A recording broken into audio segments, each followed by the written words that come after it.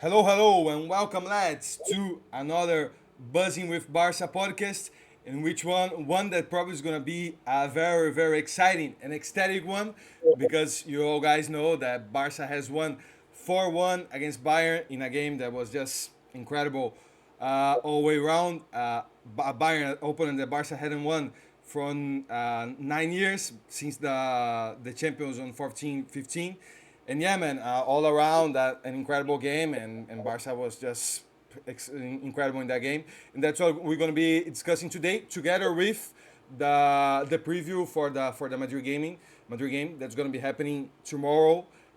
When we are recording this pod, no. Well, of course, I'm Otavio, and I'm not alone. Same as the last podcast. I'm here today with Oscar, man. How are you, man? I imagine you are very happy, no, man, aren't you? I'm absolutely buzzing, lads. Absolutely buzzing. Did not see it coming. Did not see it coming. That kind of comfortable kind of win, which it was in the end. When it went to 1-1, I think, as we all said off camera, it was panic stations a little bit at that point. It was like, this next goal is going to be absolutely massive. And to be fair, second half, flick ball, it was at its peak. I thought in the second half it was fantastic. And I think we were just building and building and building. I think this Barca team is getting closer and closer to the Barca of old, the Barca we want, the Barca we can be proud of. Though we don't just we win games in a style. We win games with attacking football, excitement, and just beauty. That is what we want from Barca, and that's what Barca are at the best. And I don't want to get too carried away. You lads know I want to get carried away going into this one, but I'm not going to make any big bold claims until probably this time tomorrow, because I think that's probably wise. But absolutely buzzing, lads. Absolutely buzzing. And yeah, it's been a great week all round. Nah, for sure, man. It's difficult not to be excited with what we saw this week, man. But of course, you are right. We gotta wait a little bit, because tomorrow there's another very big game, and you never know what's gonna happen, man. But for sure, it was just very, very, very good scenes what we saw, man. Rishav, man, how are you doing? Very doing well as Oscar as well, man. Yeah, man, obviously it's a wonderful feeling to beat Bayern 4-1 in that comprehensive style. And now looking forward to the game tomorrow. Like one team down and one more big match to go. And honestly, I've watched the highlights at least 10 times till now. And and as I said, it's an amazing feeling to beat them after 6 long years. Oh, sorry, after 6 long matches and almost 10 years since our last victory against Bayern. And yeah, obviously we'll touch upon whatever happened in the match a bit later. But to sum it up, it was amazing. It was an amazing performance from the whole team and from a feeling especially. And now looking forward to the Madrid game tomorrow. Nah, no, for sure, man. For sure. Hopefully, in that game, we can see at least half of what we saw in the game against Bayern, or even better, hopefully. Talman, how are you doing? No, I'm good. I'm good. Nothing I can add. I think they summed it up quite nicely. It was an amazing match. I think we were here like 3 days ago, and I said that from like of the two matches, the Bayern Munich game is going to be the harder one, just because the trauma we have from playing against these guys, who just always beat us no matter what we do. We were actually playing really well. I think it was a tournament, right, at like in Munich that we lost. So it felt like no matter what we're gonna do, we're never gonna beat them again. But we did, and it was not just a 1-0 win. It was a 4-1. I think no one saw it coming. Actually, even after 30 minutes, like I didn't see it coming. This 4-1, but we did do it. I don't know if, like Oscar said, I don't want to say anything that I'm gonna regret. But if Let's we take care, can man. manage to beat Real Madrid, yeah, yeah, yeah.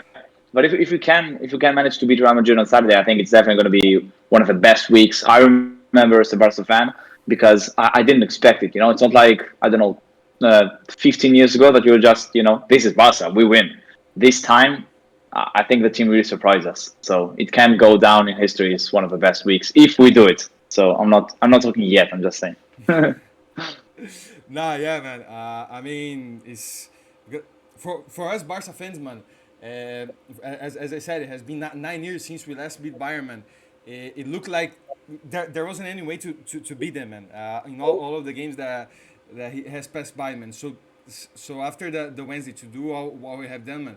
But I'm gonna be starting with you as you are doing your talking, man. When we considered the first goal, man, we're talking a little bit about, behind the scenes now. What was your feeling, man? Did you feel like after that things were going down the rain, man? And also now talking a little bit more about the game. What do you think was like the key, man? The key to come back and to, well, after that grow momentum in the game and essentially win like Barca did, man. You talk. So, yeah, I think, I'm gonna surprise you a little bit, but I really think it has to do with the manager, with Okay. Hansi Flick, because when Xavi was the manager, I love Xavi, and I actually still think he should have stayed. But one thing I didn't like about Xavi is that this man was never calm.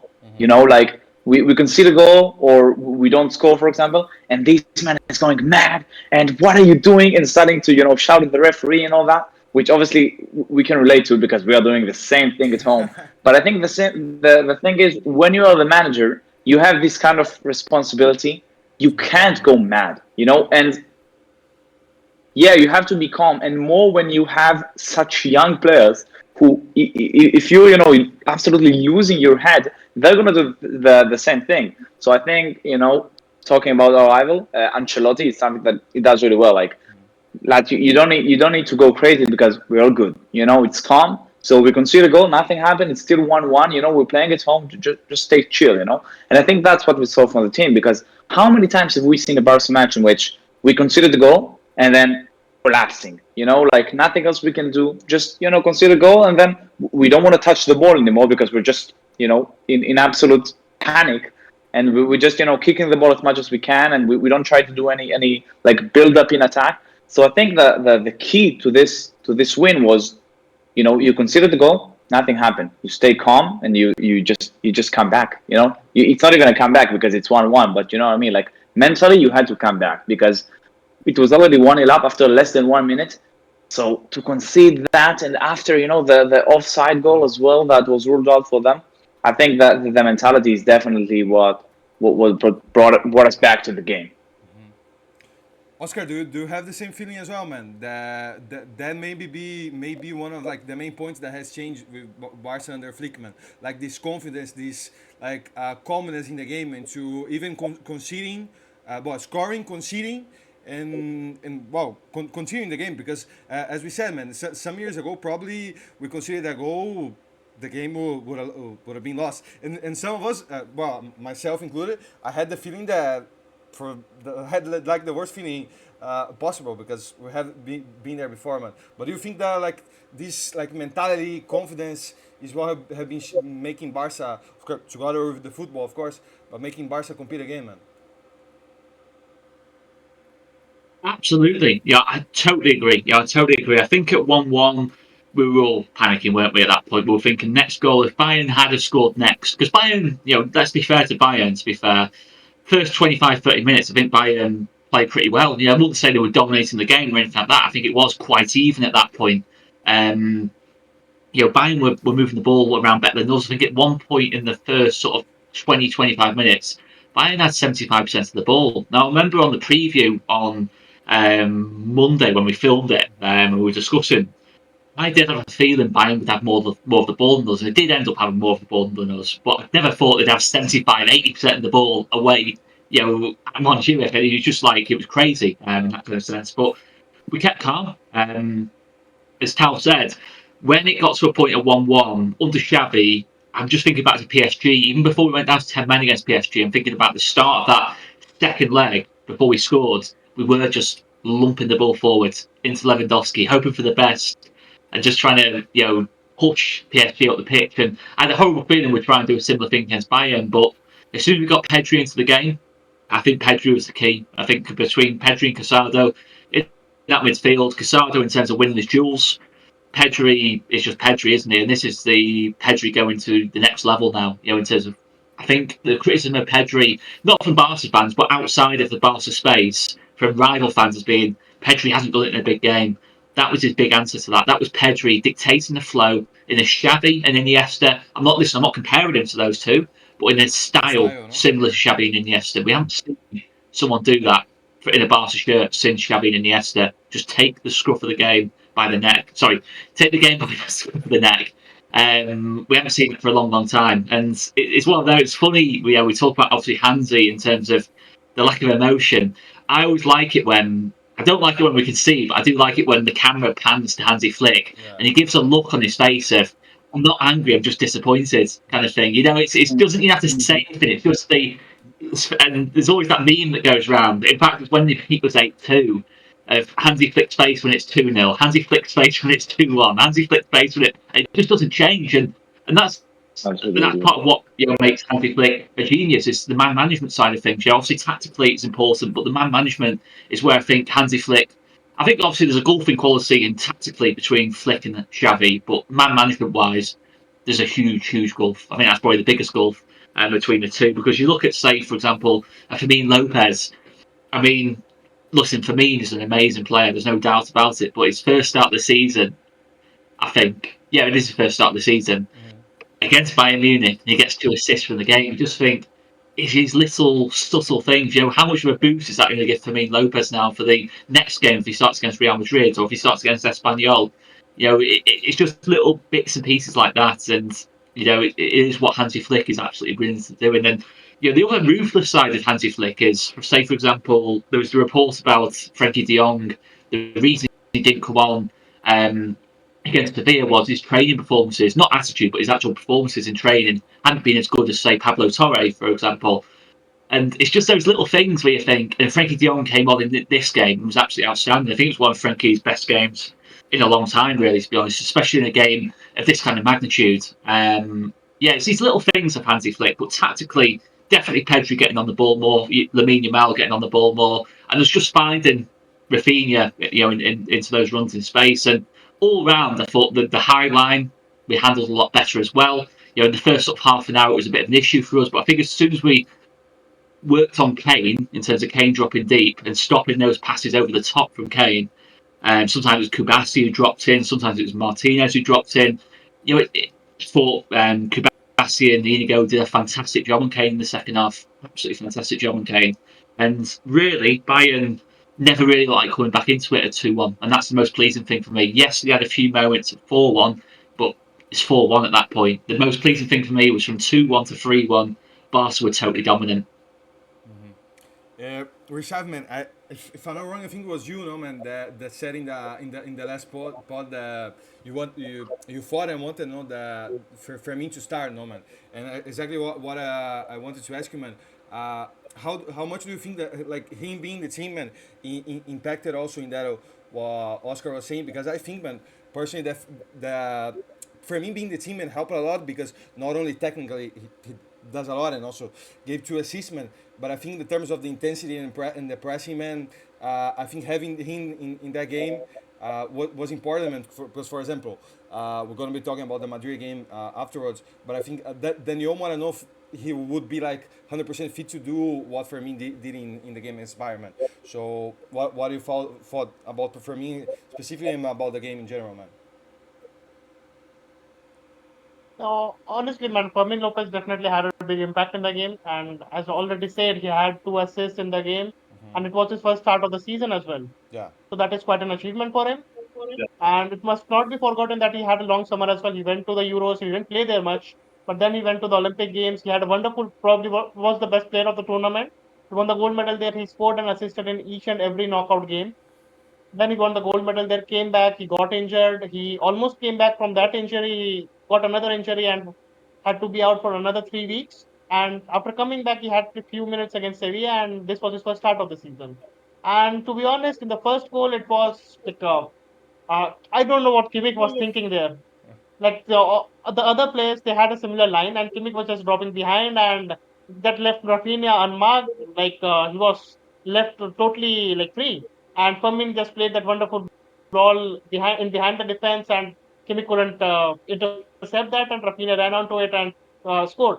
And even for the second goal, I believe it was Lamine Yamal who put that ball over the top, and Firmin For just ran Rafinha. in behind the defense of Bayern. It was a high line, obviously, for from Bayern as well, and it was a very slight touch on Kim Min Jae. And if a tall, so strong, physically built centre back feels that as a foul, I don't know what to say. Might well as tell football as a non-contact sport now if that is given as a foul. was definitely not a foul. And I think Kim just stopped running after that once Fermin it went in behind him, hoping that it would be given as a foul. And then again, the thing to Lewandowski to find him in such a situation. Even Manuel Neuer, he came out.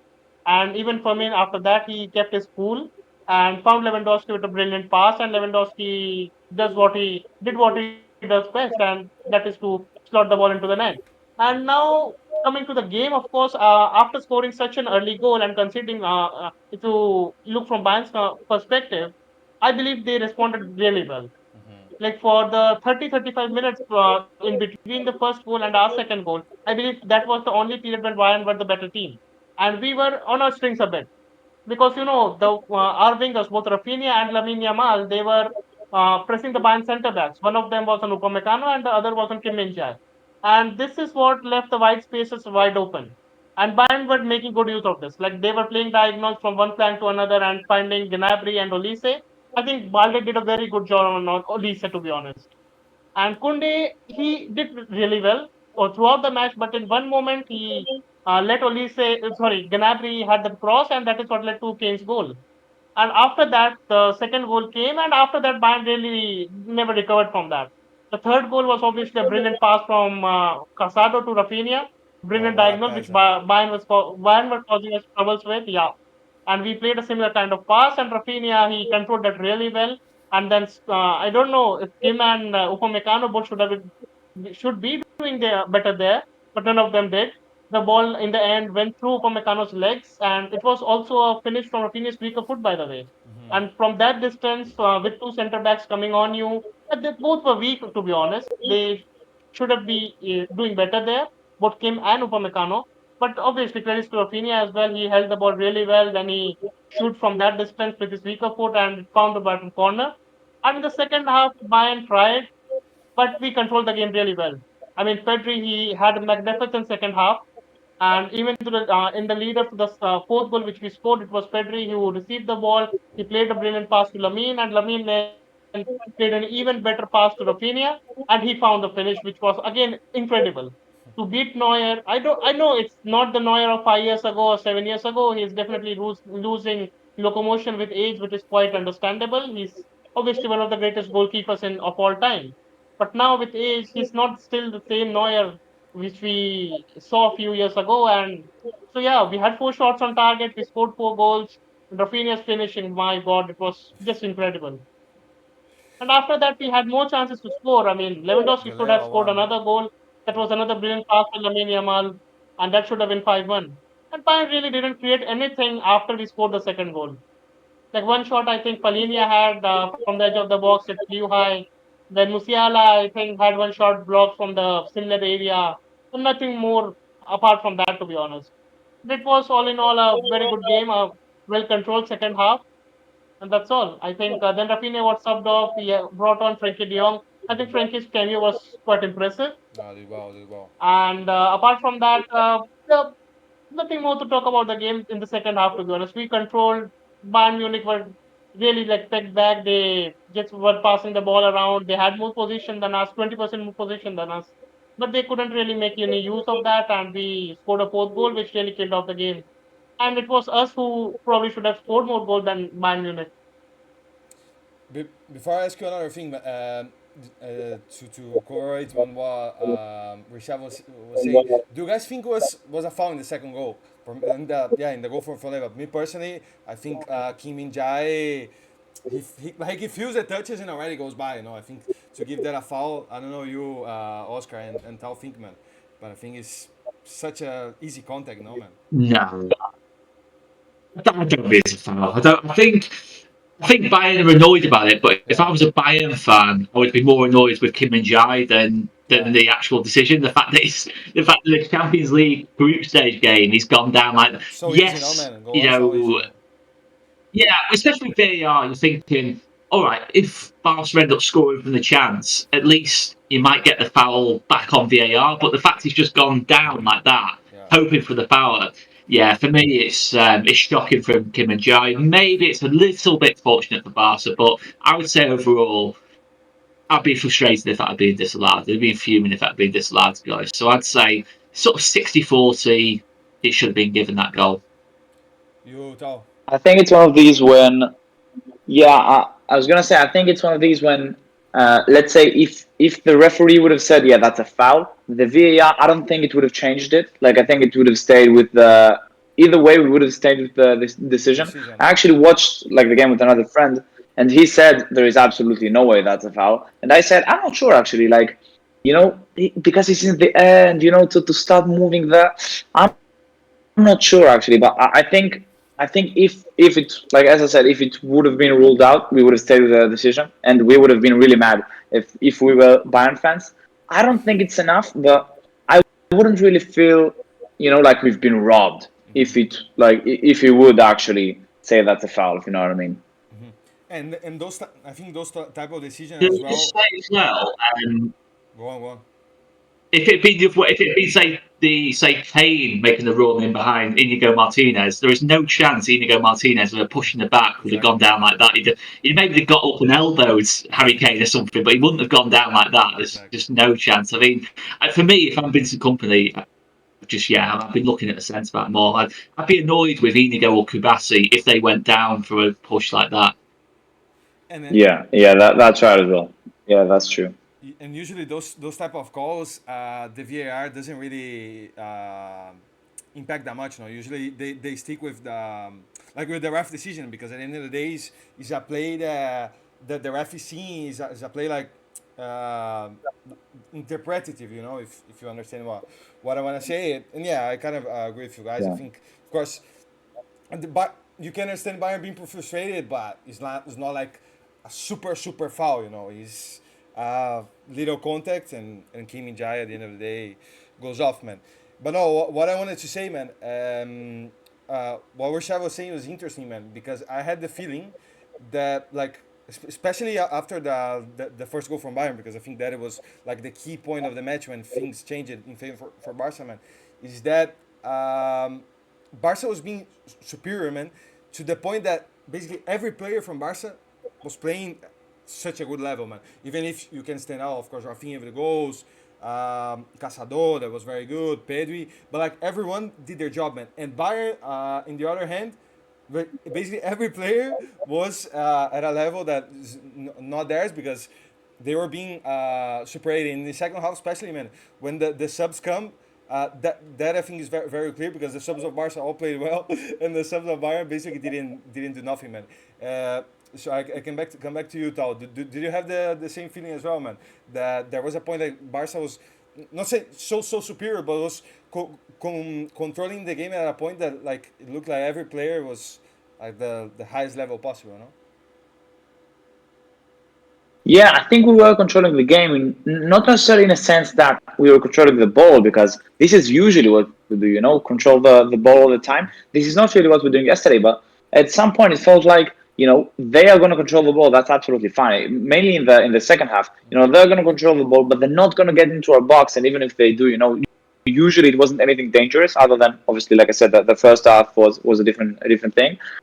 But I think what really helped us was, this is something that's happening with Flick all the time, that Rafinha and Lamine Yamal are staying high, so they usually press the center backs, and whenever we get the ball back, we just flick it to them, flick it, So we just send the ball to Rafinha and to Lamine Yamal, and from this point it's just really easier, because they didn't really have time. I think it was the third goal, which, by the way, wow, or maybe the fourth.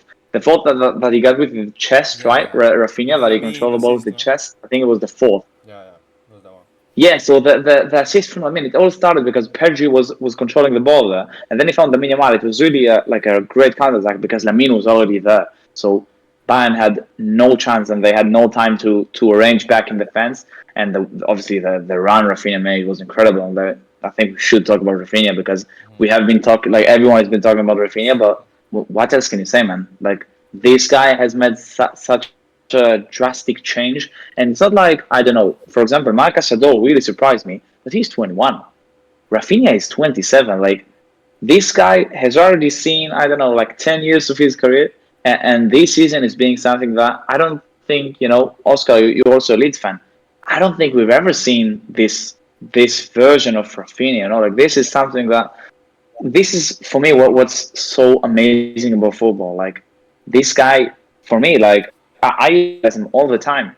He had no space in the team. He had no room in this club. And at 27, he's making such a change that I think maybe the only person that expected this kind of change was Rafinha, and I'm not even sure about that. You know what I mean? It's an interesting one, isn't it? I mean, I'll just start with, lads, just to start with, first and foremost. Oh, Where did you Oh, see there we that? go. There we wow, go. that's There's the shocking. proof. That's incredible. Mhm. There we go. Love There we it. go. To be fair, I'm going to take a bit of praise. I'm going to take a bit of praise on this. Because I got that on the back of a shirt when I was in Barça in August, Rafinha's form has gone through the roof. So, it's just a coincidence. It might just be a coincidence. But, yeah, listen, obviously, I've seen Rafa play for a long time now. Obviously, it's kind of 4.5 years since he joined Leeds. And, this side of Rafinha, I think, was always evident in the Leeds team. But I think the difference at Leeds was, listen, I'm a Leeds fan, I'm not ashamed to say it. Rafinha was by a mile our best player, by an absolute mile our best player. Personally, for me, he's the best player I've seen live at a Leeds game in a Leeds shirt, to be honest. He was levels above everyone else in the team. He kept us up on his own in the season and before he signed for Barca, no doubt about it. So I think he's always had this quality in his game.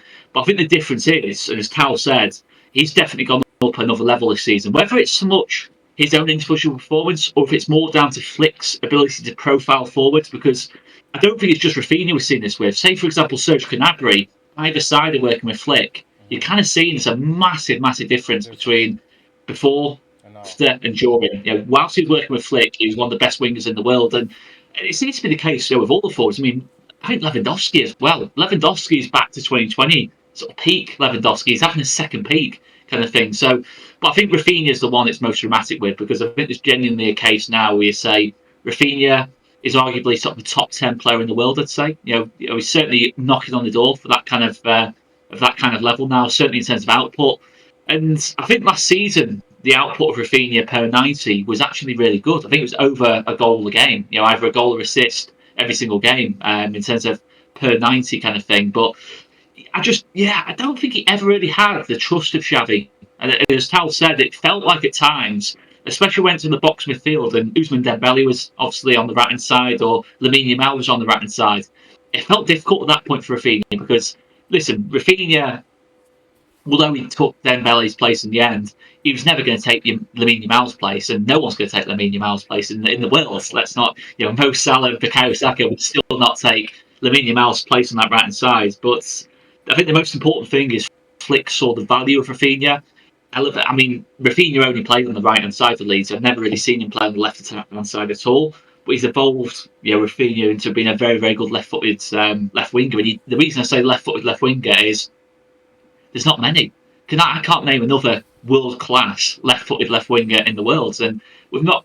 I'm thinking back to like Ryan Giggs, people like that. But maybe Sane at Man City kind of thing. You don't see these days. Yeah, Certainly the last sort of 5 or 6 years, many good left wingers, and same on the right hand side as well. Not many good right-footed right wingers. So it's interesting in that kind of sense. But I think there's a lot of different things here. I think Rafinha's confidence.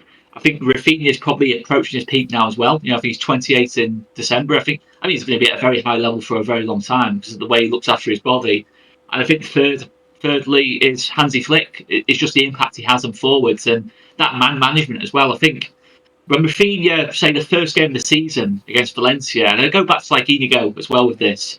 I don't think Rafinha had a good. I mean, I'm Rafinha's biggest fan, but he didn't have a good game against Valencia. I don't think. And Inigo had an absolutely diabolical first half. As I said before, I wanted Inigo to come off at half time in that Valencia game. But I think the biggest thing is with Xavi, I think Xavi would have dropped Inigo and he would have dropped Rafinha for the next game. And I think that would have killed the confidence of both kind of thing. And that's the difference, I think, as well. Hansi Flick is that he probably had the words with both players. Certainly, Martinez, but I think with Rafinha as well that, come on, you'd be better than this kind of thing. And I think you've seen that ever since that moment. I think Bilbao, was the next game. He was fantastic in that game, and I think it's very key in terms of the manager in place as well. So I think it's threefold really. Yeah, I was going to say that. Also, I saw like an article saying that sources close to Rafinha said that it really hurt him the fact that Xavi subbed him off all the time, like every single game. I think we all remember the game. I think it was at Manchester against. Yeah, against Manchester United also, I think he was playing really well. He actually scored and subbed off in the 60th minute always, and usually to Ferran Torres that didn't really do anything either. So he did say that that really hurt him.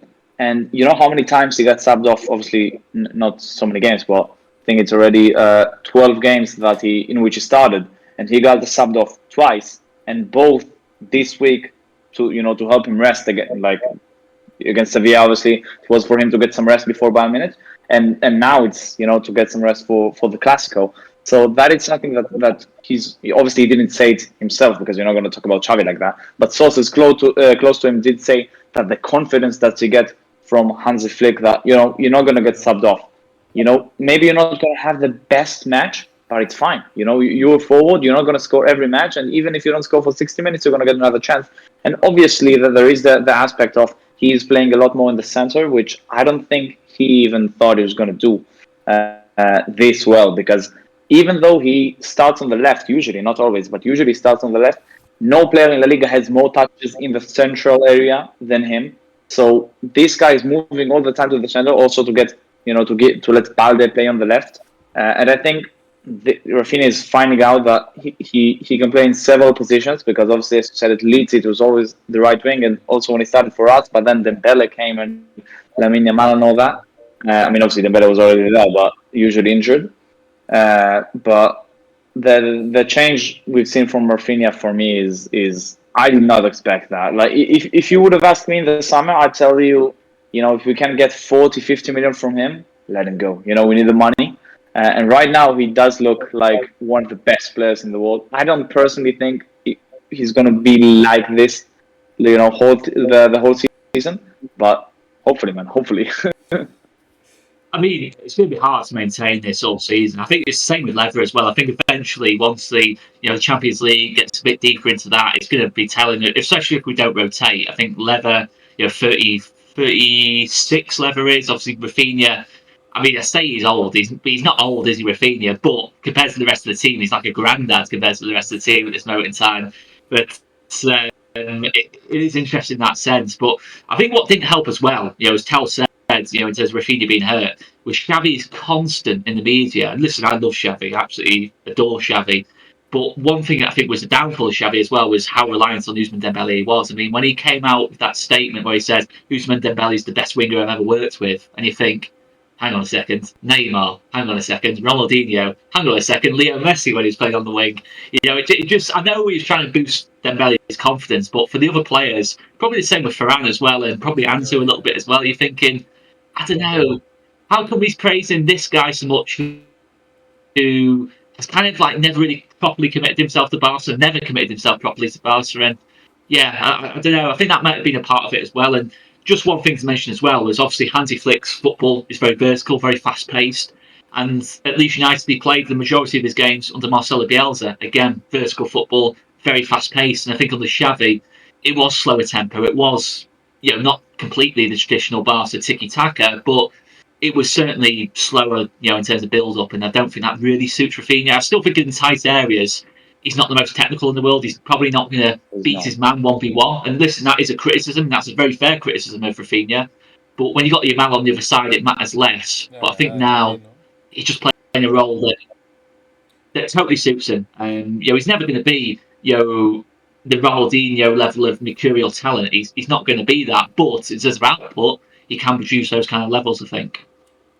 Yeah, and I think that's the problem also, that we were expecting Rafinha to be this Ronaldinho, right? Like, for example, we're making this podcast.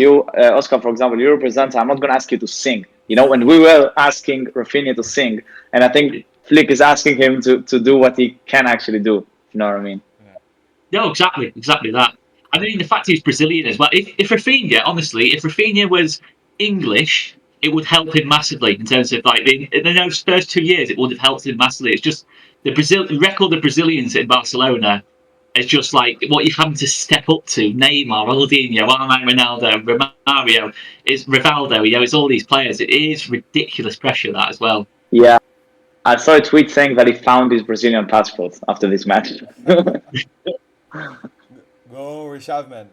But the thing is, as well, he worked off the ball, which is not like traditional like sort of Brazilian forwards either.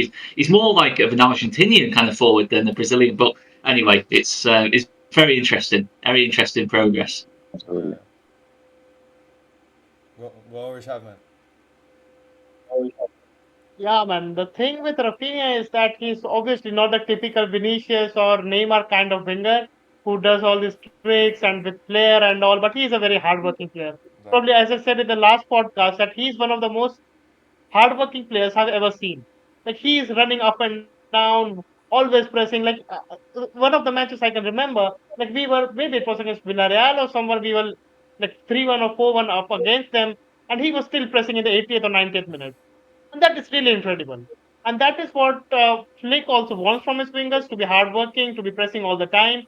And obviously, Flick's system suits Rafinha even more. As Oscar already said, that Javi's system was kind of very slow. And that is what Rafinha's struggle came up with. Like he was one of those players who was quick in transitions, playing those quick balls, running in behind the spaces. And even I remember under Xavi, there were many occasions in which Rafinha had made those runs in behind the defense, but the people around him they saw him but didn't pick him out. Never played those passes. Like the same passes, the match against Bayern Munich, he received those passes 3 times and scored all 3 goals. And those passes, I think, apart from the first pass, first goal, I don't see the other 2 goals happening under Xavi. Those things were not possible, to be honest. And that is what sets apart Flick's system, apart from Xavi, and that is what's suiting Rafinha right now. Like he's not a typical right winger like Usman Dembele, and that is what I think Xavi thought Rafinha to be, and it was definitely not that.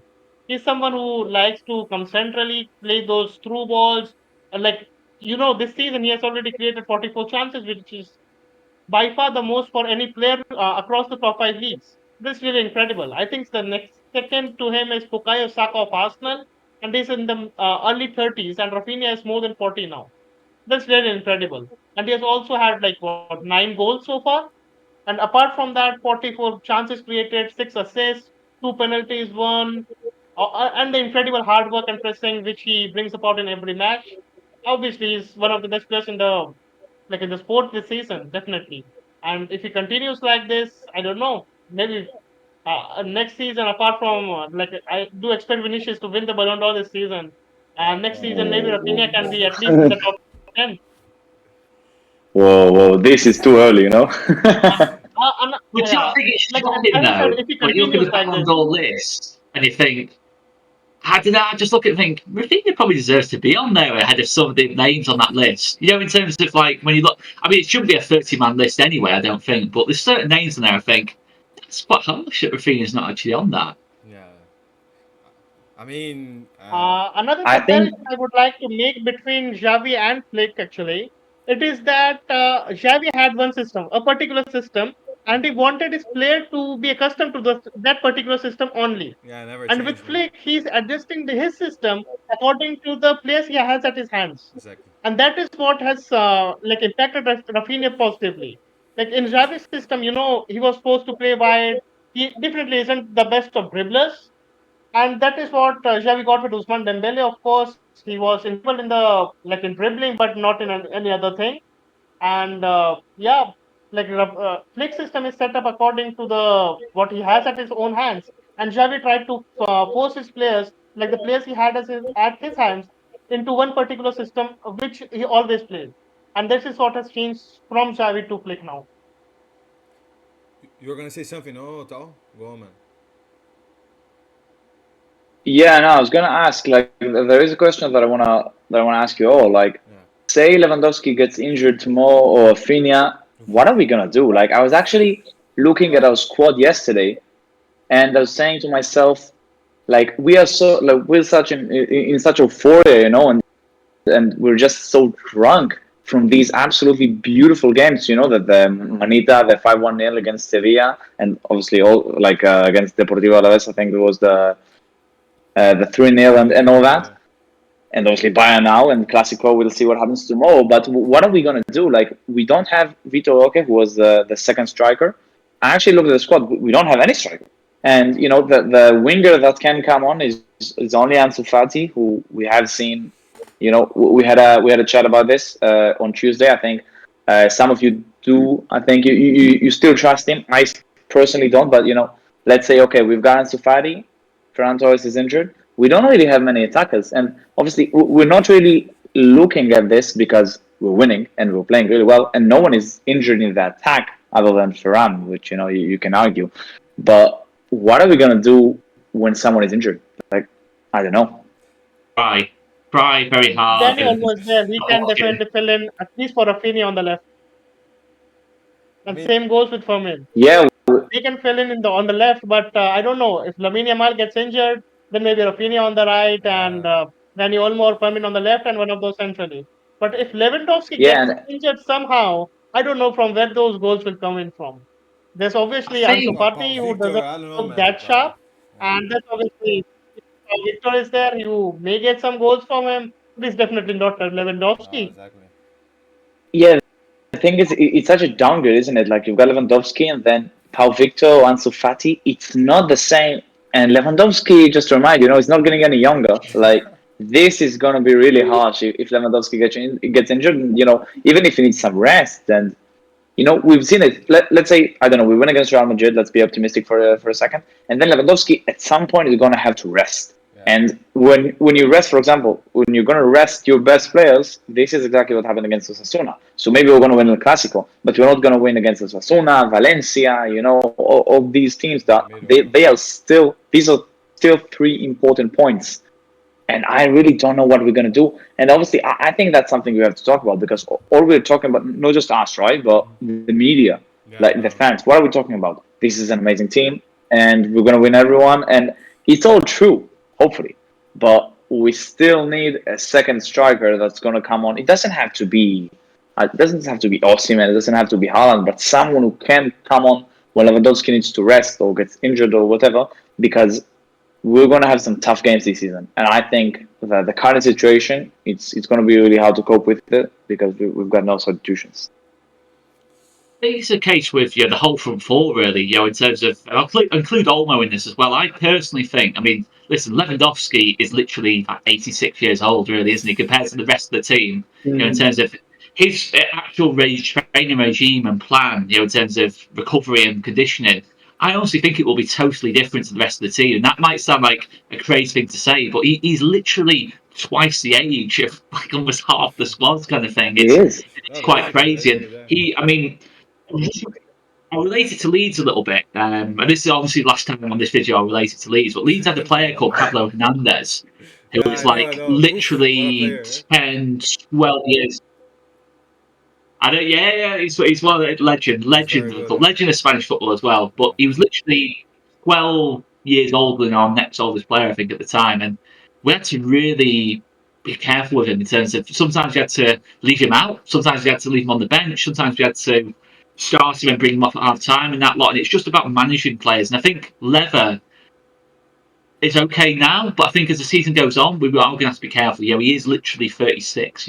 At this level, even you look at Leo Messi, who's only 1 year older than Lever, he's playing, in America now. It's very unheard of at this level. It says about an elite club competing in the biggest competitions. Very, very rare to have like a 36-year-old starting every single game, and that's what Lever is doing at this moment in time.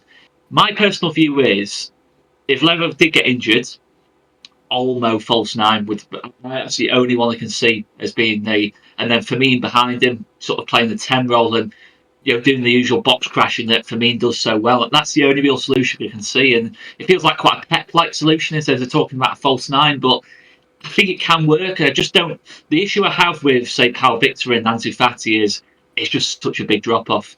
Not just in terms of quality, just in terms of experience as an out and out number 9.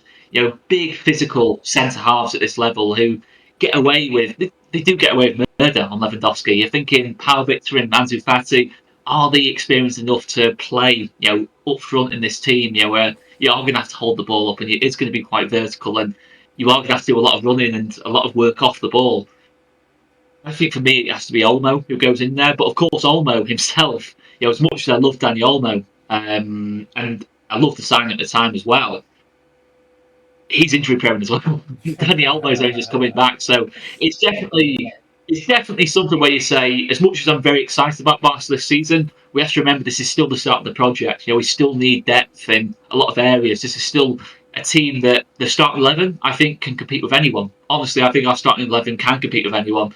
But as soon as we get an injury, fatigue, loss of form, anything like that, we have got issues. And we saw Osasuna away what happens when we have injuries. And yes, I know it's more about the centre backs, but the same kind of applies in those forward areas. So that's definitely a concern. And one thing I would say is January, the transfer window could still be big for us. If we're still competing, I think I said it last time as well, if we're still competing in all three competitions and we're back to one and there's players there to be got, I honestly think we should be looking at maybe one signing in those forward areas just to provide that breathing room, because Lamine Yamal can't play every game.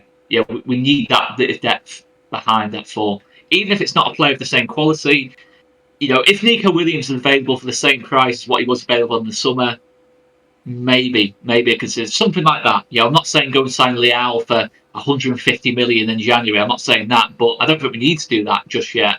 But it's definitely something. That is what I think. I don't think tactically is what's going to cost Barca this season. I think it's that's going to cost Barca, if anything does, in these competitions, is the depth and a big injury somewhere. Yeah, I think that's the difference of a bigger club now. For example, Manchester City, like you see, I don't know, De Bruyne getting injured. You're not gonna get, I don't know, any no name that's gonna play, right? Like an anonymous player. It's gonna be Phil Foden. You know what I mean? There's always gonna be this next player, and that's actually what a healthy club does. You know what? Even when one gets injured, maybe it's not gonna be the same level, but the system stays the same. And that's actually why I wanted to ask this as well, because we're all talking about the beautiful football that we're playing, and rightfully so, because we are playing some beautiful football under Hansi Flick at the moment, but only, I don't know, 13 games in, and I think it's going to be tough when injuries come in, and we know this club, injuries are going to come in. We actually have a lot of these right now, but not so much in attack, so I think that's going to cost us. There's always the free agent market as well. We can always sign someone off out of retirement. It's like Chesney. We can it's there. Yeah, someone has just been smoking for the last few months. No, but it is a pertinent question from Tauman, because at the end of the day, you never know what can happen, man. And injuries in football happen a lot. In Barca, especially, man. The last season. The last 2-3 seasons maybe it has happened a lot, man. So yeah, man. But considering, man, that you can go back to Iceland as well. We had big injuries then, in terms of, let's say Iniesta was out for the full season before the 2010 World Cup, and there's little things like that, and that ultimately cost us. And it just Champions League final. I think Carlos Puyol was out in that lot, and you just think, it's the heritage of Barcelona is injuries happen. Yeah, I know. You know who our front three was against Real Madrid? The game we lost 2-1 at Montjuic when Bellingham scored the brace. The front three actually did some research yesterday. It was João Cancelo was the right wing. The left wing, I can't remember who it was now. I think it was João Felix. Thank you, João Felix. Yeah, and Ferran Torres. Remember. Cancelo, Ferran, and if we don't really take care of our players, we're not going to have Felix and Cancelo anymore. But we can get to the point where we're going to see a Gavi left wing. I don't know. Koundé is going to convert himself and play right wing, and then false nine of Casado. Yeah. So we really need to be careful with that, and that's the thing about the depth. Now, as Oscar said, our starting 11 is one of the best starting 11 in the world. We've got some really quality players, even though they're so young, but we've got a nice combination of experience through Ter Stegen, which obviously again injured, Lewandowski, the experienced ones with Lamine Yamal, with Casado, with all these players. But if we don't get, if we don't take care of them, and if they don't care, then they don't take care of themselves. It's gonna be quite complicated the way I see it. Lads, I mean, we're one game away, one injury to Alejandro Balde away from Gerard Martin playing the rest of the season at left back. And listen, I don't want to have a go at Gerard. I feel terrible for him, actually. But but it's true. These players are all really good. But yeah, these players are all really good, like the La Masia players, and we've seen it, right? Like, for example, when Casado started, I personally said, like, I'm worried, not because he's not a good player, he's a great player, but I thought maybe the lack of experience is going to cost us because I have seen Casado making some weird slide tackles. Not this game. This game, I thought it was Fantastic, amazing. fantastic. But beforehand, I saw, yeah, I saw that the lack of experience actually costing us, and I thought maybe it's gonna be the same story. And it's not that these players are not great because these players are amazing, but it's not the same. Joao Martinez is gonna play. It's not gonna be the same as Valde or Kunde. Like Hector Hector Ford. Ford. Again, I think he has great potential. And many times this is how these players break through. Like one injury. Like Lamine Yamal. I don't know if you would have played regularly so early if it weren't for Usman Dembele leaving and some injuries of Varane and all that. So many times, it's actually in our favor because these players break through earlier. But I don't know, one player in five breaks through earlier, and then the other four, it's just we're lacking experience or we're lacking quality. And as I said, these are some great players. But as you said, like we're just one injury away from I don't know Lewandowski, Kunde. What we're gonna do with Kunde because this is some headache that Hansi Flick is definitely gonna have this season because we're not gonna have a season without any injuries of these players because just how it is. We all think that Thiago is coming back in January to coach, but he's actually the bombshell is he's coming back to be as a player To in play, man. January. And a right back, Hey, a right back. hey, that Yeah. wouldn't be that bad, eh? I think he can do the job there in the midfield. Eh? No, but the thing is, man, just to conclude Yeah, we'll find out. that topic and go to the Clasico, man, is that I think that the main point is I don't remember now who said it, was Oscar or Tauman, but the depth in the squad. No, I think it's like that. Let's put it like that. The main problem at Barca is that if you lose one of the starting players, the ones you have in the bench kind of are not in the same level as the starters, no man. But when you consider that you still have like a Ronald Araujo or a Christensen, Bernal, those type of players injured, man, you can also understand that the I guess the level of the squad is good, but it's not at like the peak because there are still players out, man. But yeah, that ultimately, if you lose a Lewandowski, man, you don't really have another choice other than Paul Victor or Ansu Fati, or as Oscar said, that Daniel, or like a false nine. And me personally, I would probably prefer that than than an Ansu Fati at the moment, man. But yeah, man, let's just hope that doesn't happen, man. But yeah, let's go to the Clasico, man. I was gonna start with you, Oscar, man. Firstly, man, I mean, the feelings from the game, I imagine, are very positive and optimistic, man. Coming from the game against Bayern, man. But I want to ask you, man, would you like put the exactly same team that we saw against Bayern, or maybe make one change that I'm gonna let you answer, man. Probably is the change that I have in my mind and everyone have it, man. But go on. Yeah, I think 10 of the 11 pick themselves. I include Mark Casado in that as well, Yeah, which might be, I'm not sure if you guys would agree with that, but I think I Mark agree. I agree. Casado, especially in a game like that, we need a bit of tenacity in midfield, that bit of bite in midfield. I think Casado, especially with Gavi not fully fit yet. The one that's debatable for me, and he was absolutely amazing on Wednesday, no question about it, is Fermin Lopez. Now, there's two ways to look at this. Obviously, Danny Olmo actually thought, even though we were 4-1 up in the game, it feels weird just to pick on a player who came on for like 15 minutes. But Danny Olmo, his ball retention, in that some of the stuff he was doing with the ball, even at 4-1 up, I was thinking, Too much quality, wow, in man. terms of like just quality in possession. Yeah, well, I know he didn't get a goal or assist or anything like that, but it's just like what he gave, that calmness, that experience, even though he's still relatively young himself. He's Daniel was only 26, but it's that bit of know-how. I don't mind. But then the other way of looking at it is, does it suit a Frankie De Jong maybe, someone who can set the tempo a little bit more? Or does it suit a Gavi himself? If you think that Gavi, he won't be able to play a full 90, but if we think Gavi can play sort of 55, 60 minutes from the start of the game, and then maybe put a Daniel Olmo, or then maybe put a Fermin Lopez on and open the game up. So it is very debatable. I mean, obviously, if you play Gavi, Casado, Pedri, it's not the most attacking midfield. The exciting one would be Casado, Pedri, and Firmino or Dani Olmo. But I think either way, I can see a case for both.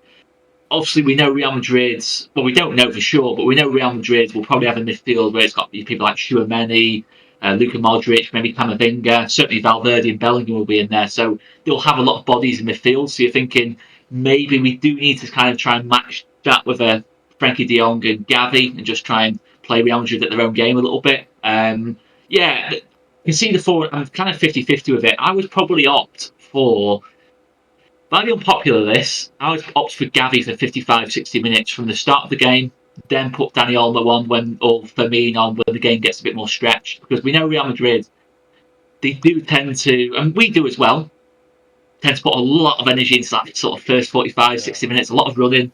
Maybe as the game gets stretched a little bit, Luka Modric, tired legs, Dani Olmo coming on. That's the kind of vibe I'm going with there, maybe. Maybe that might be the thinking there, but it's whether Gavi can do 55 or 60 minutes. I think I've said this for like a week now about my dream of being Gavi playing at the Bernabeu and just winding up the Real Madrid fans is the dream there. But it's if that can be done. Maybe Gavi can only play 20 minutes, but either way, whoever plays, to be honest, out of them four options of Olmo, Firmino, Frankie de Jong, and Gavi, they'll all give us different qualities. I think they're all giving good enough performances at this moment in time. Frankie included that, and I've been a huge critic of Frankie, to be honest. Certainly the last couple of seasons. But I think, against Bayern Munich, he came on, good, solid performance. I think he's looked good in his cameos as well. Again, if we're giving, certain players the second chance, Rafinha, Inigo, Lewandowski, then you've got to give Frankie de Jong a second chance as well and see what he can do in a Hansi Flick system. So I don't think it will be Gavi, to be honest. I think it will either be Frankie or Firmino in like the third spot. But we'll see. But whoever it is, I wouldn't mind it. I'm not going to be fuming at all. I'm going to say, yeah, they've got their own qualities they'll bring to the game. But yeah, I think maybe the game does need that bit of tenacity just to stop Bellingham, Valverde, and Camavinga or Tchouameni dominating physically those midfield areas. Go over, Shavman. Would you stick the same or maybe consider one change, especially in the midfield? I think that is the question mark, no? I do believe that 10 of the 11 players will be similar to what we saw against Bayern. And the only change which can take place tomorrow is Dani Olmo coming in for Firmino. Me too. And if Dani Olmo is fit to play at least 60 minutes, I think he'll definitely start. Because I believe Firmino is definitely a wonderful player. He had a very good match against Bayern as well. But again, Dani Olmo is just Dani Olmo. The flashes he shown to us in the 3 games before he got injured, and even in the 15-20 minutes he played against Bayern, he just showed that he's such a wonderful player that you just cannot keep him out of the 11. Yeah. Like if he's fit to play 60 minutes, I think he'll play 60 minutes and then get subbed off. And then Firmino can turn on at the 60-minute mark. But apart from that, I don't see Flick wanting to make any changes to a combination which has been a winning combination now for most of the games which we have played this season. And coming to Gavi, I personally don't think he's still in a position to play more than like 15-20 minutes. And definitely not in such a high tempo and high intensity match such as a Clasico away at the Bernabeu. So I do believe that Gavi will take a bit more time. Maybe, as I said in the last podcast as well, that maybe by the time we visit Borussia Dortmund, we can have him at 100%, and maybe he can play the whole 90 minutes in that game. But before that, I personally don't think that Gavi would be in a position to play so many minutes in one match. And but yeah, again, 10-15 minutes, last 10-15 minutes of Gavi, we can definitely see that. And again, Frankie De Jong, again, I do believe that he played a very good game against Bayern. The cameo for the 20-25 minutes was really good. But why? But what reasons do you have to drop Casado? I honestly don't have any of them. And someone who has been doing so well, I don't see any reason to drop him. And Frankie, again, he has played like what 30-35 minutes this season. And again, he is another player who I would like to see a play a bit more, and then probably he can be a starter, but not right now at this moment. So that's what I mean. The 10 of the 11 players are kind of fixed. It will be Pena in goal, Valde at left back, Kunde at right back, Inigo and Kubasi centrally, then Pedri and Casado in the double pivot. And that central attacking midfielder, the number 10 role, is what is up for grabs right now. If Olmo is fit, he'll start, else it will be Firmino, and the front three is obviously Lamine Yamal, Rafinha, and Lewandowski. So that would be my 11 as well. Yeah, and Real Madrid's 11 is also kind of settled, I guess. The only doubt they have right now is whether Modric will start or whether it will become a Camavinga or Chouameni. Like any two of those three will be starting the game. The other players are kind of fixed. Like I think Vasquez will be starting at right back tomorrow, and that will present an opportunity to our left winger and as well as the left back. Because Vasquez is obviously not that good player as compared to other players. He's not a Carvajal, and even someone as good as Ferland Mendy will be playing on the left as well. And Lamine Yamal, he said in a previous interview, I think few months ago, that Ferland Mendy is the hardest left back he has ever faced. So that will definitely be a good duel to watch out for. And again, Madrid's 11 will look like somewhat like this. I think Lunin will be starting in goal because Courtois is out injured. That is another massive boost for us as well, by the way. Because Lunin, although he bailed Real Madrid out on quite a few occasions last season, maybe it was against Red Bull, Leipzig or Salzburg. I think it was Leipzig. In the round of 16 of the Champions League, Yeah, Leipzig, he had Leipzig. a Yeah, yeah, wonderful match. Yeah, then again against Manchester City, also I believe he played a really good game. And also in La Liga, he has some really good teams. He's simply not a Thibaut Courtois, who I believe is currently the best shot stopper, and he single-handedly keeps Real Madrid in the match alive in on so many occasions that I have literally lost count now. Like since the last 2-3 seasons, I believe Courtois has been the best goalkeeper in the world, and simply shot stopping is simply amazing. And that is simply, like I would say, a very big boost for us that Courtois is not playing. And the center defenders will be Rudiger and Militao. Then the left back will be Mendy, right back I believe Vasquez will play, and two of the midfielders I think are fixed in Jude Bellingham and Fede Valverde. Valverde will be dropping off a bit and trying those long shots, which are quite dangerous to be honest. And Bellingham, he'll be like he's a very hardworking player to be honest, and he'll also make those runs into the box trying to score goals. And he hasn't scored this season yet, by the way. And tomorrow he'll be looking to break that record as well. And two of the forwards will be Vinicius and Mbappe, and Rodrigo is also out injured, I believe. So he won't feature in the game. And like I said, two of the three midfielders from Modric, Camavinga, and Chouameni will be starting. I personally believe that it will be Camavinga and Chouameni, and Modric may come on in the second half. Now coming to the match, I do believe that Barcelona won't have as high a line as they had against Bayern. They'll drop off a bit, but not as deep. Obviously, they'll still have a high line, but simply not high as they had against Bayern. And again, chances will come for Barcelona as well. We'll definitely create chances by the way we play, and that's it's taking those chances. Like against Bayern, we took most of the chances we created, and if we keep the same momentum, the same thing happening against Real Madrid, we'll definitely have a big chance of winning the game. For you, Tal, I'm gonna be asking too. By the way, man.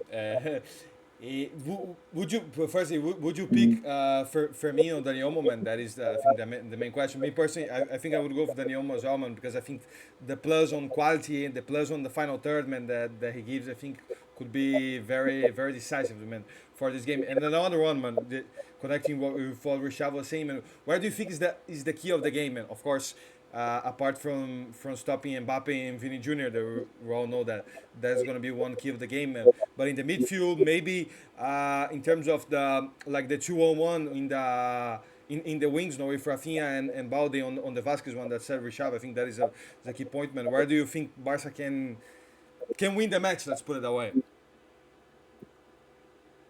yeah. So starting from the first one, I think, like Oscar said, I would have loved to see no, sorry, Gavi Gavi. playing in this match because Gavi in the Bernabeu, like it's giving him this kind of motivation. I think that we talked about also last time. And I think that could have been amazing, but we all agree that he's not fit yet, unfortunately.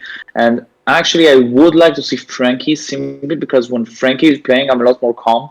I feel like Frankie gives us something that we don't have Composure. without him. That when Frankie has the ball, yeah, when Frankie has the ball, we just normally we know he's not going to lose it, and we know that he can break through whenever he wants. Like Frankie, when he wants to, he just takes the ball, dribbles 60 meters, and then we've got a chance. So I would love to see Frankie. I'm not sure he's fit for 90 minutes because I saw an interview with him. I think it was today that he said, "I'm not sure if we're going to start. It depends on whether I'm fit or not." And the game's tomorrow, so I don't think it's going to start. So, like you said, I think Olmo gives us this quality that we may be forgetting of because he's not been playing for the last few weeks. But Olmo, when he played only 3 matches, but he had a quality that we don't really get without him. Obviously, we get different types of things, but with Olmo, that the quick pace. Whenever he gets the ball, it just passes it straight away or takes a shot. But everything is happening so quickly. So it would be really harsh. But if he's fit, I'd start Frankie, Pedri, and Olmo, which again is really harsh on both on Casado and Fermin because they're gonna ask themselves what could I have done differently, really, because they have played so well, and that answer is like nothing. Like you played so well, but it's so hard. It's a headache because we've got so many good midfielders. Fortunately, wish we had so many attackers like the same thing, but that's what we produce at La Masia, the midfielders more than anything. And the second question, I actually noted it down myself that, like Rishad said, the Rafinha and Lucas Vasquez. Because Lucas Vasquez, we were saying that this guy has some cold, some ice in his veins, let's say, because he scored against us the winner last season. He scored the winner against. No, actually, it didn't turn out to be the winner, but I think it was the third goal that he scored against Borussia Dortmund this week. Yeah, So this guy does have some kind of mentality, and we say mentality because let's be honest, Lucas Vasquez is not the most talented player we've seen, right? Like he's not a bad football player, but he's not Carvajal. He's not any of the defenders really. yeah, So it's a combination, obviously, of mentality and the system. They just you don't have to be the best player in the world to play in Real Madrid because the system is just working so well. You just need to find your place. So I'd say Rafinha and Lucas Vazquez is definitely what I'm most looking for. And then Lamine, I think also, like we have said, that Lamine said himself that Mendy is actually a very good defender, but I think he's not perfect, and Mendy can mess this up. Sorry, against Lamine. And actually, I want to say that Lamine didn't have a bad game at all. He actually had an amazing assist too. But I didn't really like the game of Lamine simply because I thought he made some dribbles that were really unnecessary when we needed to just either kick the ball to just rest a little bit and just get it further from goal, or just I saw many opportunities in which he just had to pass the ball and then the pressure of Bayern Munich was gone. But instead, he decided to dribble, and the nutmeg that I think it was on Gnabry, the nutmeg that he had, which was impressive, and all the crowd goes mad. But if we think about it, we don't need this type of stuff simply because on this occasion, however, just pass the ball. A simple short pass, and this is gone. But instead, it's just dribble, and it's all nice when it works, but one time it's not going to work, and then we're going to concede. Against Real Madrid, let's say that's it on Vinicius. He loses the ball. Vinicius to Mbappe, we lost. yeah, You know what I mean? So we need to be really careful against this side. And I think that's going to be it for me. The wingers that are going to have a hard job maybe for Lamine more than Rafinha. Rafinha is on fire, so hopefully he can do some nice stuff. And Lewandowski, I think I don't see him playing so well against Real Madrid. Honestly, like hopefully he's gonna prove me wrong. But against Rudiger, he often struggles. Actually, I saw, like I said, I think I mentioned it last time as well that I attended the 4-0 loss last year in the semi-final of the Copa del Rey, and Lewandowski was having a hard time there. Yeah, and Lewandowski was really struggling against Rudiger. I don't need to tell you that Rudiger he's done it against Haaland. He's done it against everyone. He's a great defender. So I think it's more the wingers to stay high, just like we did against Bayern. That Lamine stayed high, for example, and flicked it to Rafinha. I hope we can reproduce it, and this is going to be the key for me. The wingers, without any doubt. And for me, it doesn't matter who the opponent is. When you have Pedri is key. Because Pedri creates chances from nothing. yeah, He did it against PSG when he came on. I think it was like 10 seconds after he came on. I think we were losing 2-1, right, in Paris, actually. And then Pedri comes on, just get the flick to Rafinha. I think it was Rafinha, right, who scored it there, yeah. And It was. and Pedri, for me, is always key because this player is different. Yeah. And also, There's one other talking point. go on, man. So a very, very brief one is goalkeeper as well. I did say about 10 of the 11, but I I was would gonna ask you honestly that. consider, it will not happen. There's not a chance it's going to happen, but I would honestly go Chesney for this game, just for one reason only, it's the experience factor. It's just, I always remember with Chesney at Arsenal kind of thing, he relished the North London derbies against Tottenham. He absolutely relished it. And I think I think we're all kind of accepting Gavi can't start the game. I was hoping, but as I kind of thought about it, I thought, no, it's not going to happen. It's not going to happen. It won't be Gavi. But I'm thinking if you want someone to wind up Real Madrid a little bit, Chesney's a decent option, I think. It's doing that. And I also think Chesney's a far better goalkeeper than Iñaki, unfortunately. As much as I want Iñaki to do well, I'm just thinking, I'm not sure. I think it could get to him that game tomorrow night. I do fear that a little bit. I do fear the game could get to him. I think at times against Bayern, there's a few times on crosses where I thought, just catch it, and he kind of doesn't even punch it away. He kind of taps it away. And I'm thinking against Vinicius, against Mbappe, if they have a chance, would I back Iñaki to make the difference? If I'm being honest, probably not. If I'm being totally honest. Chesney, I'm not saying that Chesney's Courtois. I'm not saying that at all. But I was backing with the experience factor and the fact that he has played in big games before. He has played in big rivalries, big intense atmospheres. I was backing more than Pena, to be honest. I'd have said the same with ter Stegen as well. If it had been ter Stegen and Chesney, I'd have also said Chesney to start. But it won't happen. It won't happen. Yeah, exactly, man. But let's do the last round, man. Each one, Rishav and Tal save. Because consider it's not gonna happen probably. Would you do it anyway to put Chesney over Iñaki? Me personally, if we could, yes, because I am on the line of Oscar, man. I think Chesney gives a little bit more of safety, man. Safety and also the experience, man. Is but at the end of the day, is the Polish national team keeper, man. Juventus, Arsenal, man, is a keeper that has played those kind of games, man. But go on, man. Rishav, man. If it was possible, would you put a Chesney or not, man? Knowing it's not gonna happen. To be honest, if you compare the experience of both the players and also the qualities of both the players, Rashid is obviously far more better than Iñaki Peña is. But for me, what I do think is that currently Peña is still the number one keeper solely due to dressing room dynamics, and that is what I feel. Like Peña has been another homegrown player who has been at the club for many years, and he has just become a starter that is due to an injury to another player. The ter Stegen is out injured, and that is why Peña is playing. And to be honest, you as a coach, you simply cannot drop your player for someone who just arrived few weeks ago, and that's why as an emergency signing. And that would honestly destroy the confidence of Peña. Let's see that Peña has had some really bad games. Like even in the Super Cup final against Real Madrid was one example. And to be honest, he's simply not the keeper we should want to have on a big stage against Madrid or against Bayern Munich. But we now, as we now find ourselves in this situation, I feel perhaps it with goals. You simply can't drop the player. It would destroy his confidence. And that is perhaps for me the reason why Chesney is still not the number one. I do believe that eventually and gradually he'll become the number one, maybe after some time, but not immediately.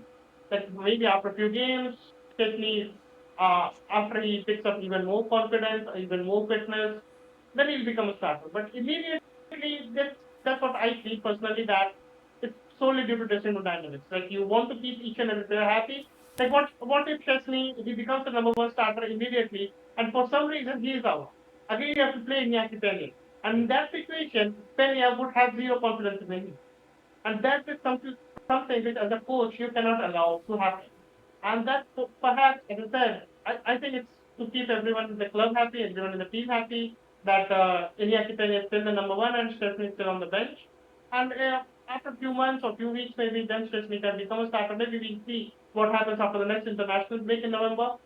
Maybe after that, it will be time for Szczesny. Not right now. Go on, Tom, man. To finish up, man. Would you put a Chesney or not, man? If you had the choice, no? Yeah, personally, I think yeah, we heard some great arguments really for both sides, and I think it depends on what they've seen on training really, because in reality, none of us know how well Chesney is playing. Exactly. So I think Flick knows best, but Chesney himself is saying, "I'm ready. Like I don't know if I'm going to play because we have a great keeper and all that, but I'm ready." And if he is ready and if he is fit, I would start him simply because I don't think Iñaki gives the team confidence, and I don't think any player is scared when he gets to 1-1 with Iñaki Peña. For example, I don't know, we have Rafinha against Courtois. Obviously, that's not going to happen tomorrow because Courtois isn't playing, but when any player gets to 1-1 against Courtois, let's say Rafinha against Courtois, personally, if I were an attacker, I'd say, wow, like this guy is scary. Like he's huge, and I know him. Like he's like Rishabh said, he's probably the best shot stopper in the world. This is scary. But when I see Iñaki Peña, I'm saying this is a great opportunity, because he's not showing confidence. And let's be honest, it's not just about confidence. He's just not really saving much. That's what I think. So obviously that depends on the fitness level of Chesney. But if he is fit and if he can play, I would start him simply because I don't think Iñaki Peña is good enough, and maybe Chesney is not either. But there is a chance that he is because I've not seen him yet. So let's see what happens. But it's not going to happen either way, like you said. Nah, yeah. It is very true though about the training ground in terms of, for all we know, Chesney might still have a smoking problem like he did at Arsenal. He might still be Nah, he you might never still be know. smoking on the training ground. You don't know. It's one of those. I mean, he might have come in and the fact he's obviously been retired as well. Physically, he might not be ready at all to. I know he's only been retired a couple of months, but to play at this level, in a flick system as well. I know it's only a goalkeeper, but you still got to be a sweeper keeper as well. It might be part of that, or it might even be a case of Hansi Flick doesn't want to make Chesney the main keeper until we play Espanyol. There's not an easier run of games, but a run of games where there's less scrutiny if he does make a mistake, kind of Less thing. pressure, It's no? because it's one thing, obviously. Yeah, it's one thing, say Gabby coming into midfield if he was fully fit. That's in midfield, but in goal or up front, there's no hiding place. If you miss a chance, it could directly cost you the game. If you make a mistake in goal, it could directly cost you the game as well. In midfield, I wouldn't say there's less scrutiny. I think it's forgotten. If you misplace a pass, it's forgotten less than if you make an error on the goal, kind of thing. I think that's part of the issue of Iñaki Peña is that. And I think you can see with Iñaki as well. The horrible thing is you can see his confidence is extremely low. You really can, I think, in his body language as well to an extent, because it wasn't just his shot stopping that I thought was poor against Bayern. There's nothing he can do about the Kane goal, but the disallowed goal, in terms of, I think a top keeper saves that. I think a decent keeper saves that initial one that was disallowed for offside. His distribution, I thought, was terrible, to be honest, on Wednesday. I think it was the one negative from the game. I thought there was a few occasions where Iñaki was just giving the ball straight back to Bayern, and luckily, in the press, we're winning the ball straight back. But it was a bit like when you got Vinicius there, when you got Mbappe, that extra speed.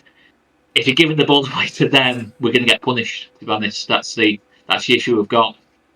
I've actually got something to add that I'm actually going to expose him a little bit because he didn't say it in English. But I heard in a podcast that Aviv Levy, if any of you know him, he used to work in Barça as the social media guy, I think I and know. I think I know. he said that he actually worked with FIFA and all that as well. So and with Ajax, so many people know him. So he used to work at Barca, and he said he actually got asked the same questions, Chesney or Iñaki Peña. And he actually said, I saw Iñaki Peña. I worked with him for a lot of time. It's true. Like this guy has no confidence.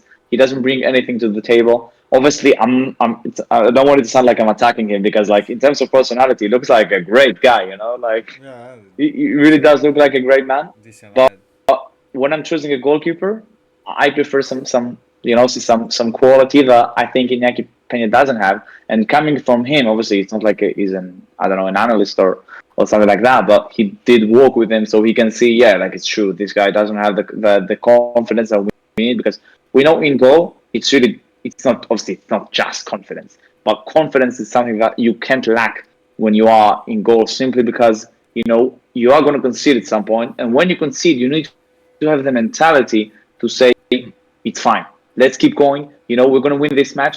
And I think also that is what makes the difference between some of the best goalkeepers and some others who are decent. The mentality to have to say nothing happened. This is a new game for me. I didn't concede this goal. It doesn't matter, and I don't think Iñaki Peña has this. Now, for sure, man. Just to give my final conclusion, man, on this point. Yeah, exactly. What Oscar said is the point. The position of a keeper is a very like I don't know how is the word, but is a position that there isn't like a medium term, man. Or you do well, or you don't, and if you don't, you're gonna people gonna be like pointing at you. Because at the end of the day, man, what matters is the goal, man. And if the opponent score more than you, man, people are gonna be looking at the keeper, man. So that's why it's a position that you need to have the most safety and security, possible, man. But to be fair with Iñaki Peña, man, I think there isn't really that reason to take him out, man, because at the end of the day the team is working, no, man. And if the team is working, you let like it is. And I think for the Spaniel game, you can start to put Chesney, man. But I think that's gonna be it for today, lads. I think we covered everything that we had, no, man. Bayern, Madrid, and all Before of we that. leave, I would like to say one thing. Go on, man. Go on. Yeah, season 2022 to 23, we faced Inter Milan and then went to the Bernabeu. We drew 3-3 with Inter Milan. Yeah, and lost the It Clasico, felt no? like a loss, obviously. We then lost in the Bernabeu. Very Yeah. good point, man. Season We must not. 2023 to 24, we faced Paris Saint-Germain, the second leg.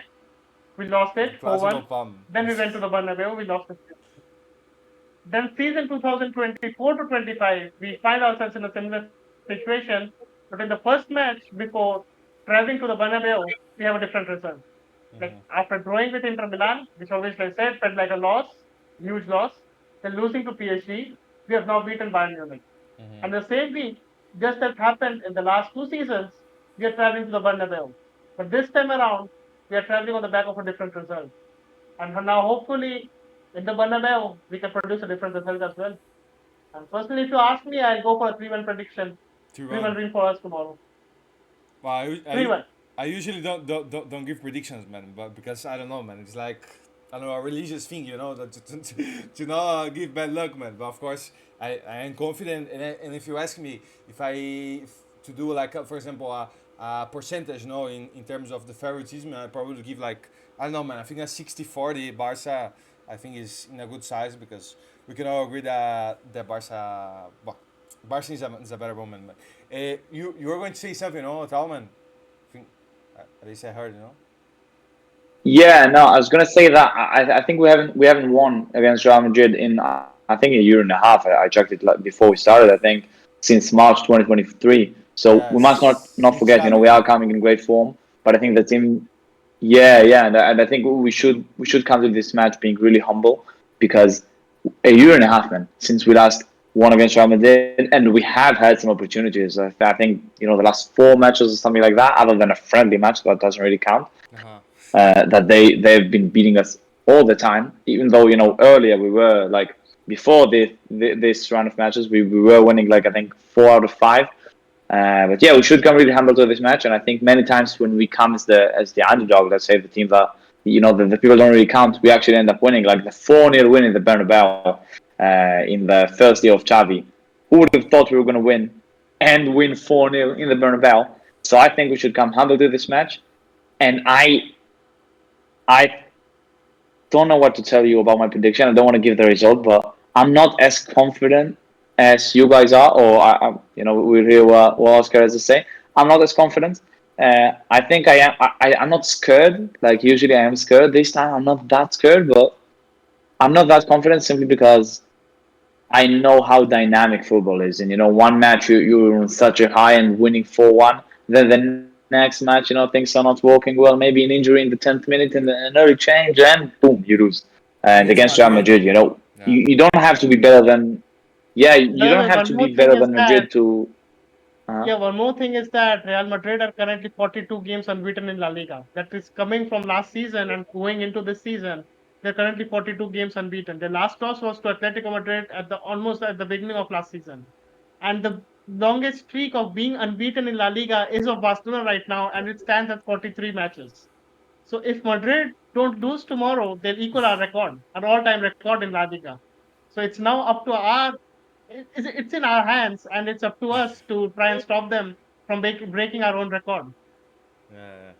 It's a great point, and we must not remember what I was going to say is that to win against Real Madrid, you don't have to be better than them just a little bit. You need to be better for the whole 90 minutes because Dortmund was a lot better than them, and then they fell asleep and they got 5 goals. Yeah. And it's really a cliche, they hate when people say it because, at the end it's football. But it is true that they need 10 minutes of few quick passes, Vinicius, Bellingham, I don't know, and you're dead. And you really are dead. So we need to be better for, maybe not 90 minutes, but 89 minutes in order to beat them. And hopefully we can do it, man, because we are coming in great form. And I hope we're going to see that on the pitch as well. You can't relax against Real Madrid until it's full time. Even if we're 4-0 up with 4 minutes to go, I'll still be thinking it could be 4-4. I mean, Absolutely. It's Real Madrid. It's what they do. Even when they're totally out of the game, they can still come back at any time. So, not to be too depressing, but these games, they're never fun to watch. Unless you go back to sort of the Pep era and things like that, and maybe the Luis Enrique era when we obviously went there and won well, and Xavi as well. But the last sort of 10, 12 Clasicos, really, in all competitions, we've either got beaten pretty handily or it's been a really tense. All right, we might have won the game, but it's been a really tense occasion. I think it'll be the same tomorrow. I really would be stunned if it's anything like the Bayern Munich game in terms of we go and just absolutely hammer Real Madrid. I just can't see that, to be honest, especially in the Bernabeu. And I'll be honest, lads, if you offer me a draw now, I would take it, to be honest. I'd take it because I'm looking at the league and I'm thinking the bigger picture. I know, of course, the unbeaten record, it would be fantastic if we can break that. But I look at the bigger picture and think Real Madrid's still being 3 points behind. I quite like the idea of that in that kind of sense. And it's and the fact Real Madrid aren't exactly clear in the Champions League either. They're going to have to win a couple more games in the Champions League, so not be able to rotate. So the idea of 3 points ahead at this early stage is really good, in that kind of sense. And listen, we've got I'd much rather have Real Madrid away now than when we play them at home, kind of thing. I think the fact we've got them at home with 2 games to go, the fact it's hopefully it'll be in the Camp Nou by then. Who knows how that construction is going to go between now and then? But hopefully, we'll be in the Camp Nou by then. I don't mind that. If we take 4 points from Madrid this season, it'll be fantastic. It'll give us a massive chance to win the La Liga. It's as simple as that. I think it's going to be very close between now and the end of the season. So being 3 points clear, that's the bigger picture for me. I'm not saying I want us to go there and defend, not for 1 minute, because that's not in our nature. It's not what we do. But we won't play for a draw. We won't play for a draw. But I think it's unlikely to be a draw, to be honest. But yeah, I'd take a draw. At the end of the day, a draw.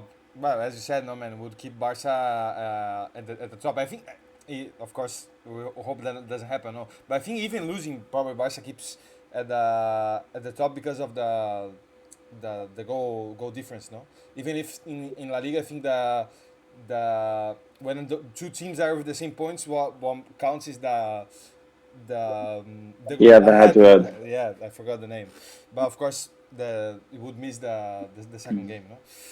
But yeah, man. Now let's do like the last, like the goodbyes and all that, man. And start with you, Oscar, man. Of course, thank you for coming by, man. Thank you for all your reportation in the pod, man. And hopefully in the next one that we come back, man. We're gonna be celebrating the win against Madrid as we did today against Bayern, no man. Hopefully, lads. I've really enjoyed this one today, lads. It's been absolutely a pleasure, as always, especially when Barca are doing well. We'll see how things go if I'm in the same mood this time tomorrow. We'll see if all of us are in the same mood this time tomorrow. Been stung too many times by Real Madrid, so hopefully, 18-month run of not winning. It's weird how it works with the Clasicos. The momentum does shift from side to side. I mean, Real Madrid went ages without beating us. We've gone ages without beating them, and the momentum does tend to shift. It doesn't tend to stay the same. It doesn't tend to stay very equal in El Clasico. It tends to be once one team wins one game, they tend to win the other one and do the double kind of thing. It's just the way the momentum works in the Clasico. But let's hope we can swing it our way. I I think it's different this time because we've got Hansi Flick in charge. You know, we have got a different coach in charge. Nothing against Xavi, but Hansi Flick, you know, you look at his record so far, the facts, yeah, I'm fairly positive, but not too positive is probably the best word for it. I'm certainly more nervous than I was on Wednesday night, even though we went and won on Wednesday night. But yeah, we'll see. We'll see. Okay. Rishad, man, thank you for coming, man, and see you in the next pod, man. Yeah, man, it's been a pleasure as always. Thanks for having me here. We had a Thank you, wonderful man. discussion, and as Oscar already said, that we hope that we'll be discussing our win against Real Madrid in our next podcast. And that's what, man. Good night. Good night for you as well, man. And Tom, man, thank you for coming, man. Hope you enjoyed the pod as all of you guys, man. And see you in the next one, man. With the win, hopefully, man. Yeah, totally. I did enjoy that a lot. Thank you so much for having me. And it's always nice to talk about Barca, and especially when we are playing well. Exactly. So hopefully next week we're still going to be playing well. And if we have a 6 point lead, I'm not sure about that, but if we do, that's going to be amazing. So nothing else I can add. Nah, for sure, man. We've got Coldplay on our shirts tomorrow as well. Yeah, Coldplay's on Yeah, our that's shirts as true. well tomorrow. It's always a good event. then and that is a Mm. very nice shirt. That will be poetic, no, man. With the Coldplay shirt and the Bernabeu, wow, having the adrenaline already. But let's see what's gonna be happening tomorrow, man. But that's gonna be it, man. Thank you all the lads that tune in, and thank you everyone that is that heard the pod and saw the video, man. And we see you in the next one, man. Forza Barça.